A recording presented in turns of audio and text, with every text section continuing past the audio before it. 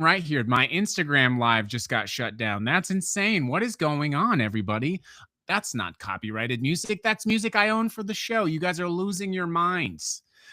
Good morning, everyone. Welcome. It is March 18th, 31826. It's good to be here today with you. Man, today was a rough start. We are experiencing an enormous amount of censorship on all of the platforms.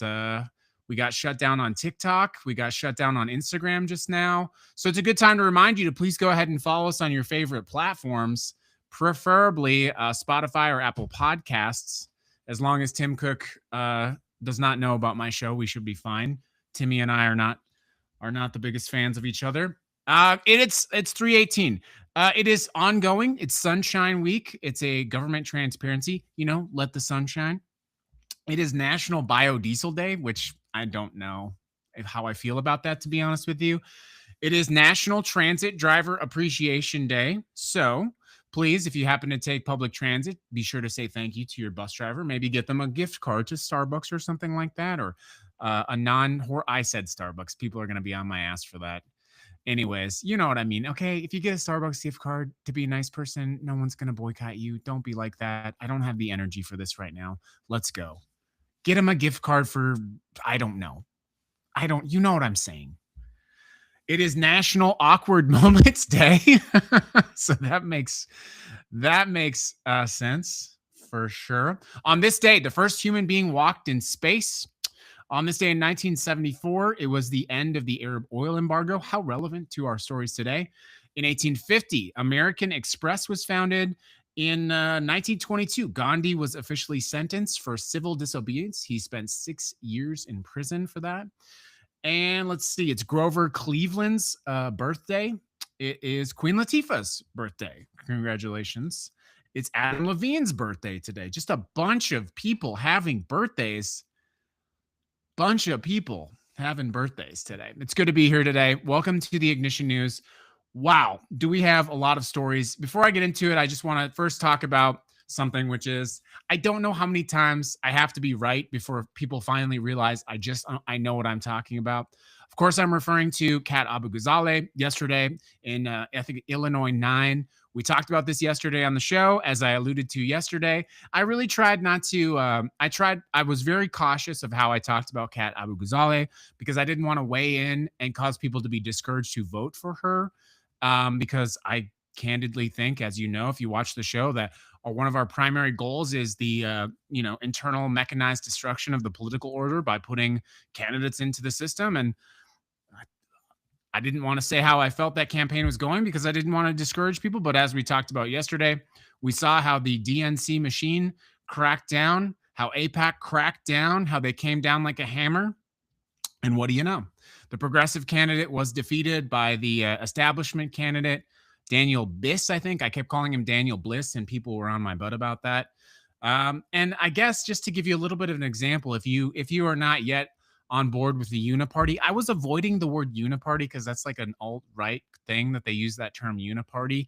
But it's hard to deny the fact that the Democratic establishment in cohorts with AIPAC just spent millions of dollars to crunch down a progressive candidate, a newcomer to the political system, and put in place someone, a teacher, who had an affair with a student.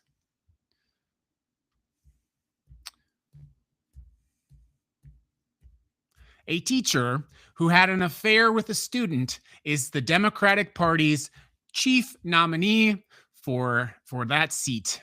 And before you say, the Democratic Party doesn't weigh in on elections, they don't get involved in primary elections. First of all, welcome to the show. If you thought just because I was anti-fascist that I was a Democrat, please take a seat. Let us learn together. After the 2016 primaries, where Bernie Sanders and Hillary Clinton went head-to-head, the Democratic Party understood that progressive outsider candidates were the biggest threat to their political order and establishment. The writing was clearly on the wall after the election of Donald Trump. I remember being at a political debate in 2016, and I was talking to someone at the debate, and they said to me, "You sound like Donald Trump." And I said, I'm not sure what you mean by that because he's probably going to win. And these old women in that room were just like, oh my God, why would you say that? I'll never forget that moment when I was like, what are you talking about? He's probably going to win. Oh, Donald Trump is going to win the election? I was right about Kat Abugzale. I was right about my man, James Tallarico. I'm going to be right about Graham Plattner. I was right about the fact that Kamala Harris was not going to win Nevada. I would just appreciate it if we could just take a moment and appreciate that I know what I'm talking about so we don't waste time with me having to justify myself. Okay? Graham Plattner is going to win. But as I was saying, I got sidetracked. After 2016, I got sidetracked by the blue hairs again. After 2016, the Democratic Party realized how at threat their institution was. And so they actually implemented a nationwide blacklist. They blacklisted every single consultant who even offered to work with an outsider candidate, with a progressive outsider candidate. So in fact, they retroactively blacklisted people who worked with outside progressive candidates. Well, what does that do? That means if you're running for office and you managed against all odds to become relatively well funded, the best political firms who put you in touch with the advertisers, who put you in touch with the strategists, the consultancy firms that do really run the Democratic Party, they blacklisted them. And they said, if you help outsider candidates, you will never, ever work for the Democratic Party again. So what happened? They stopped working with outsider candidates. Well, what else happens? Let's say you're an outsider candidate and you manage to get well funded and you need to hire someone and you manage to find yourself around the political consulting class, right? And you say, we raised $100,000, so we're going to do a television advertisement. Well, guess what? Who books those advertisements? The consultant. So you call up the TV station to book the advertisement, and you would think like you have money in hand, you're going to buy a TV ad or whatever. I mean, this is 10 years ago. Stick with me. Oh, your phone calls are not getting returned. Oh, I'm sorry. That spot has been booked up by the incumbent congressional candidate. The system is rigged. So someone like Kat Abugzale is facing an uphill battle. But let me just be very clear.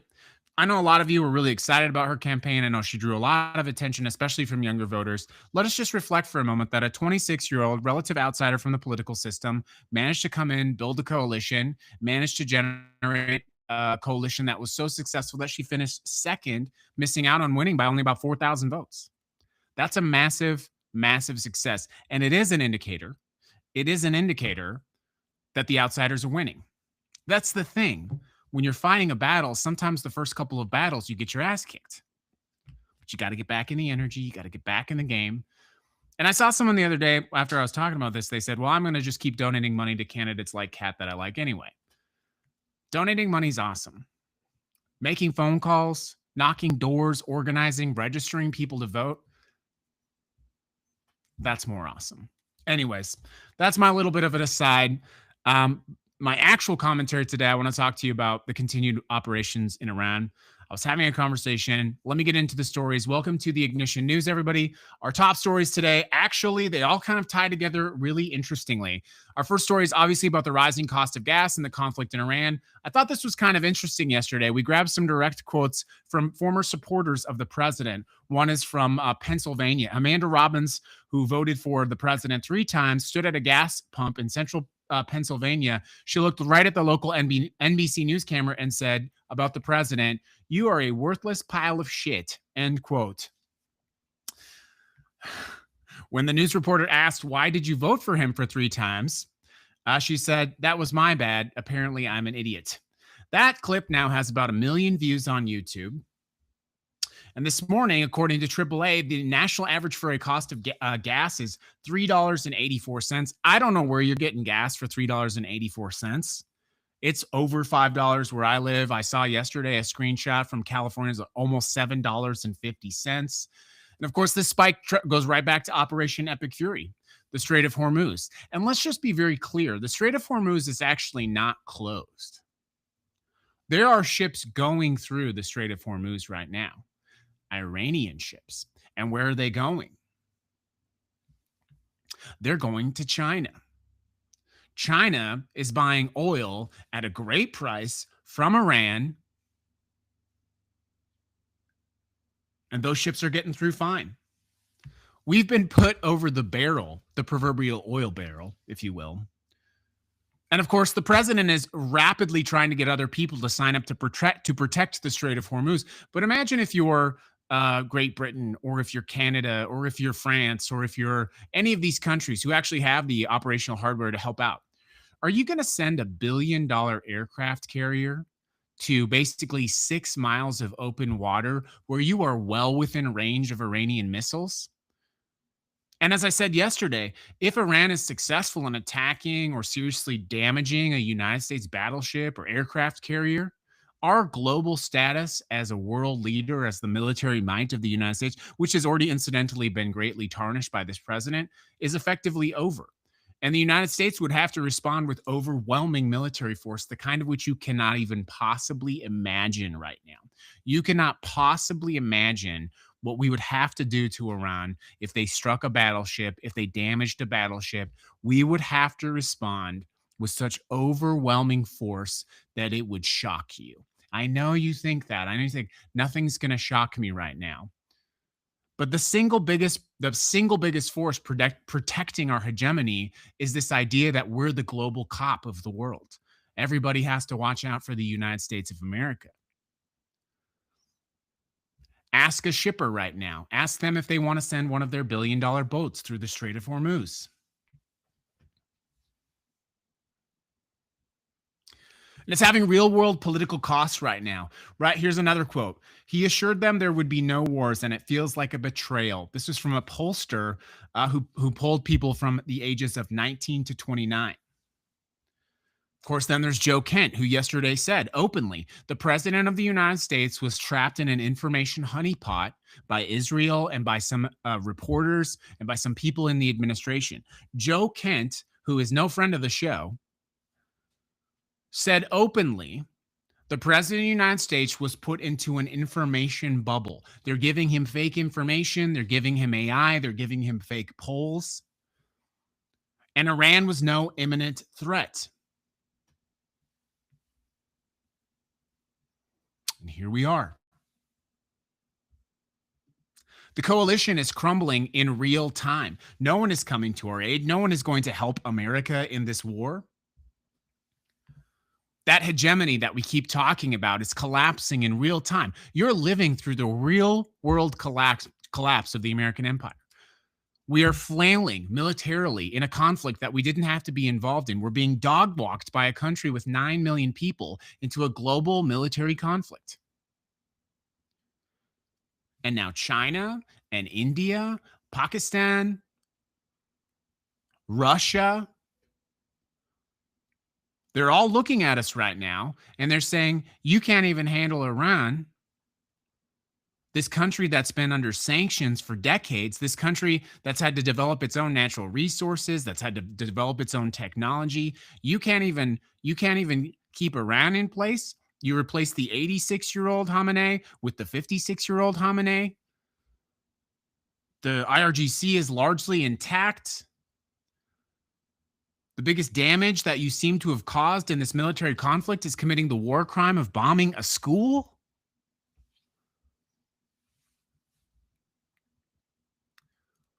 They thought that they were going to do this thing that they did in Venezuela. They thought they were going to swoop in with their drones. They thought they were going to pay off, bribe some people. They thought they'd be out by Monday. There'd be new leadership in Iran. And of course, that betrays the fatal flaw that they did make, because for a good period of time, the country of Iran was wrested in conflict. There were protests, thousands of people on the street. They were killing protesters, all of these things. That would have been the time. If there was a time for a regime change, that would have been the time. But what were we doing instead? We were in Venezuela.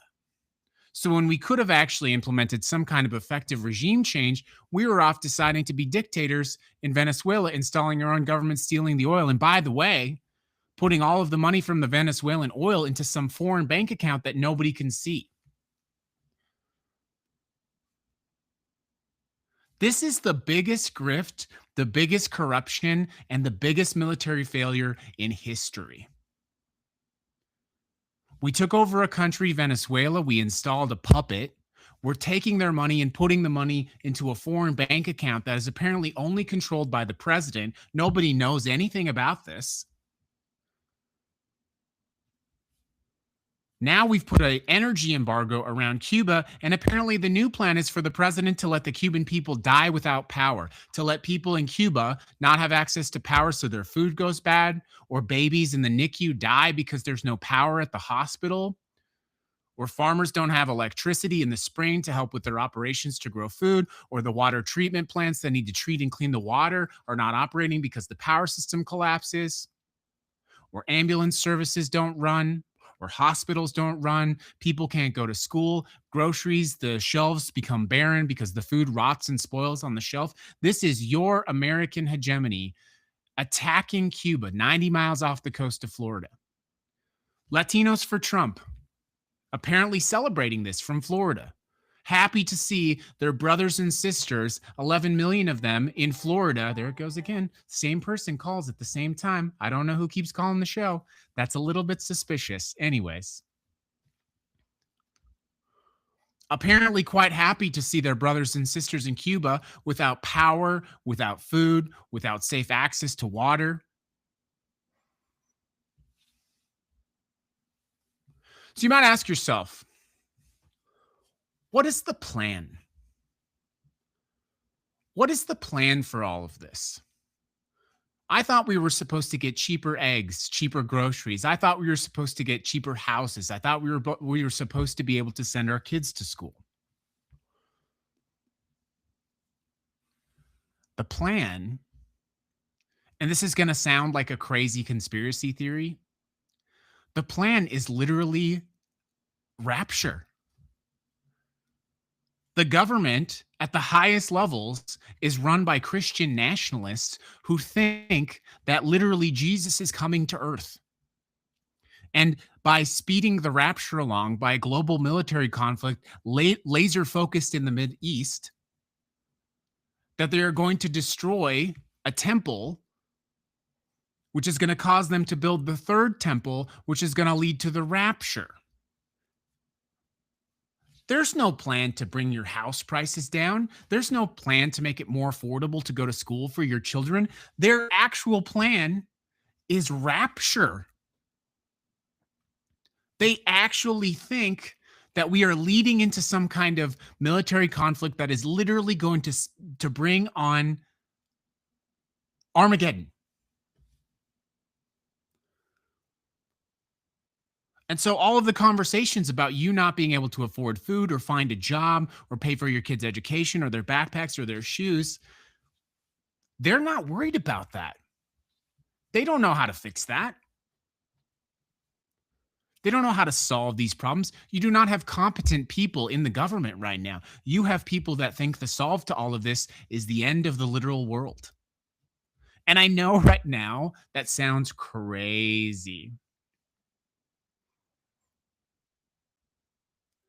But Pete Hegseth himself and some of his top military aides purportedly told our soldiers that they were going to war for Jesus. I know you've seen this story. And so it's hard to believe that we could be so incompetent. But what if the incompetence is not necessarily just because these people are stupid? That's scary, that's alarming, that's wild. But what if what's happening is because a lot of people who hold power in this country actually think the rapture is coming? I said this a year ago. And people said I was being tinfoil hat. I said this not because of an observation, but because whenever I would post content about what I thought was going to happen in America, I would be overwhelmed by people who were saying in my comments, I'm not worried about it. I don't worry about it. Jesus is coming. The rapture's coming. I'm not worried about it. You need to get right with God. That's what they were saying when I was saying, you should probably pay attention to what's happening in America. Things are about to get really bad. These people literally think, I'm not worried about it.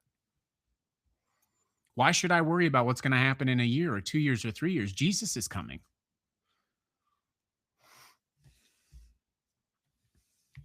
And now those people have very high power. One of them is the Secretary of Defense. Why worry about the cost of your gas if Jesus is coming to rapture you? Why worry about the cost of housing? Houses are going to be really cheap if Jesus raptures half of his followers or all of his followers, whatever it is, depending on whatever book you read.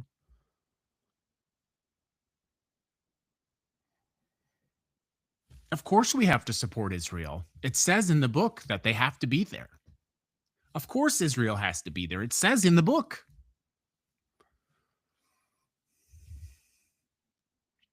I recognize how crazy something like that sounds. I do. I recognize how crazy that sounds. But what other explanation, other than sheer incompetence, could you have? The government is run by Christian nationalists who are delusional. And they have walked our brothers and sisters into a military conflict for something that is not going to happen. And the thing about it is, my final commentary quest on this for you. What happens when the rapture does not come? When they have put all of the cards on the table, all of the military on the table, how far are they willing to go to bring on what they think is the end of the world? When the rapture does not suddenly appear out of nowhere, what are these people willing to do?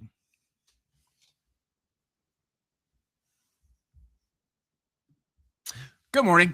Welcome to the Ignition News. We are happy to be here with you. Less news today, more commentary. Nonetheless, I think it's important for you to know that little sub tweet. I do need you to follow us on your favorite platforms. Spotify, Apple Podcasts, Substack. We were shut down on TikTok earlier this morning because I said something about JD Vance. Welcome to America, land of the free. But it's not just Republicans. It's not just the Christian Nationalists or the Heritage Foundation. There's real accountability coming here at home for the Democratic Party. Back at home, the political fallout from this is hitting the Democrats right where it counts. There's some really great reporting from Axios that I wanted to highlight at the end of the show that more than 80 Democratic House candidates have opposed Hakeem Jeffries or refused to commit to supporting him for Speaker. A separate news outlet framed it as follows. Democrats are increasingly confident they will win the House in November, but winning the majorities and handing Hakeem Jeffries the gavel are not the same thing anymore. And criticism is, of course, coming from multiple directions. You have Jeffries' consistent support for Israel. He is actually the funnel and the choke point for lobbying dollars that are coming in. He actually has a systemic fundraising network that is sort of operates to the side of AIPAC. And so what they do, if you're not familiar with how AIPAC works, is AIPAC itself does not bundle and distribute. What they do is they have a vast network of funding, and they say, hey, vast funding network, support this candidate or support this PAC or support this ad campaign. Hakeem Jeffries is allowing his political infrastructure to be used for some of those operations. But of course, it's also his jellyfish spine, his unwillingness to do anything to stand up to the Trump administration. And if you don't think that I'm right here, I would just ask you this question.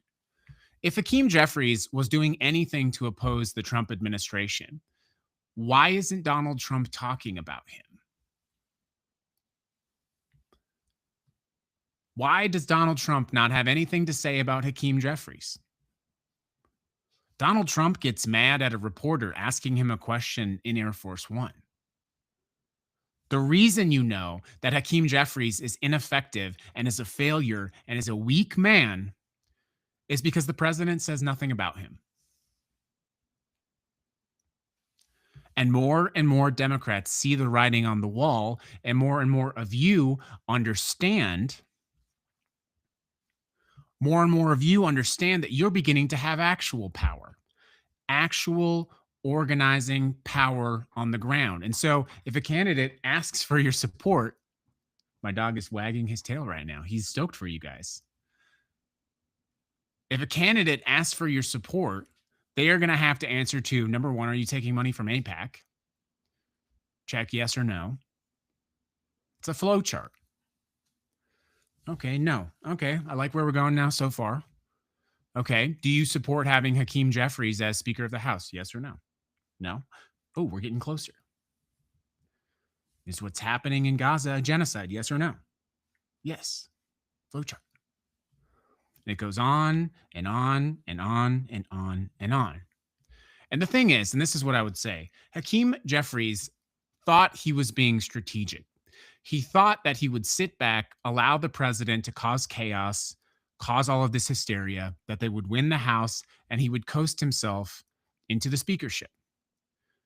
But what happened is the lack of any organized, coordinated effort from the Democratic Party meant that it was us. We had to be the ones out getting tear gassed. We had to be the ones out standing on the streets, getting arrested, getting pepperballed. We had to be the ones protecting our communities. And you know what? I guess part of me is glad to know at least where he stands. And part of me is glad to know how much courage we have, our friends have, our neighbors had. Part of me knows that perhaps if he had not done that, if perhaps they had led this sort of organized APAC funded quote unquote resistance, that maybe we wouldn't be where we are now, which is on the cusp of a fundamental revolution. And so part of me is glad for that. But the other part of me understands that we have to go all the way. We have to go all the way. And if you think that means that the midterm elections are our ticket to freedom, no. With everything you've seen a historic disenfranchise of human rights. We can't just say, oh, it's 2 years, the midterms, and let's sit back. We are engaged in a multi-generation, multi-decade struggle of liberation.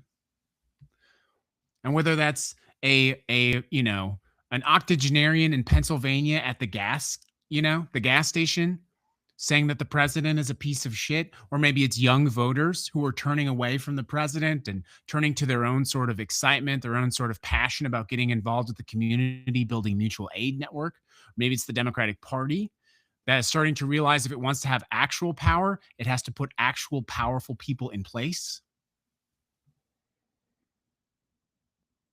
Or if you're a NATO ally looking at the United States and saying, I guess we have to do our own thing now. Do you see how they're all connected? Many of us have been living under this illusion that there was a system, a structure, something there that was keeping us protected or directing us towards what we were supposed to do or how orderly things were supposed to be. But we see now, and that's one thing I guess we can appreciate about this president, is he's proven that it's all just kind of sticky notes and wishful thinking.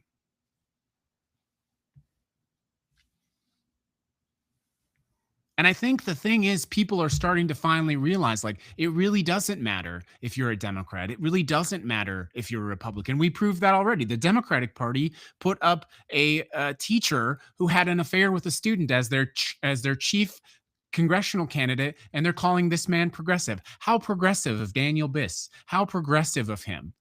The teacher having an affair with the student. How progressive? He's so progressive.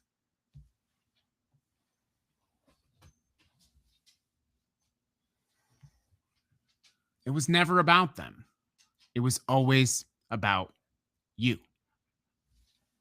My dog's getting stoked right now. And so all of these things together, all of the stories together, how do they tie together? Well, if you haven't picked up on it right now, how they all tie together is leadership. We talked about yesterday, the United States of America has a new battleship in its war in Iran, the United States censorship. Well, we too have our own weapons. We too have our own ship. Leadership. I know, corny. Yes, I know. But they expected all of us to put our heads down, to look the other way, to not stand up for our neighbors, our community, to not go to the streets, to not say enough. They expected us to be followers, not leaders. And what has happened, by the way, if this fascism, this Christian nationalist fascism, was going to be successful, it would have been successful by now. But the thing standing in the way of it was not NATO or Congress, Hakeem Jeffries, Chuck Schumer, or AIPAC, or the military. The thing standing in the way of that was you, was me, was all of us. We stood out on this great precipice, this great cliff, waiting for a leader, and no one came. And then one by one, we all raised our hand. One by one, we said, if they won't go, I will go. If no one will stand up, I will stand up. In my city council, at my church, in my neighborhood, I will stand where no one stands. And enough of us stood. And if you don't think that that is true, let me tell you, if they could have taken this entire country over and installed that man as dictator permanently, they would have done it by now. They tried really hard on multiple occasions. But the thing is, they can see what you see, which is this is our country too.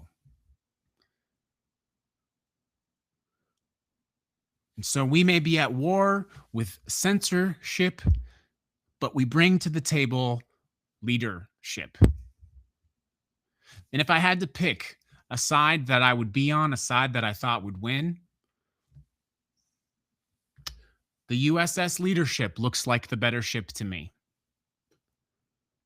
So don't give up on that fact. Don't discount your efforts. You trick yourself, you fool yourself, and you dismiss yourself of the efforts that you have put into this American resistance in the last year, especially.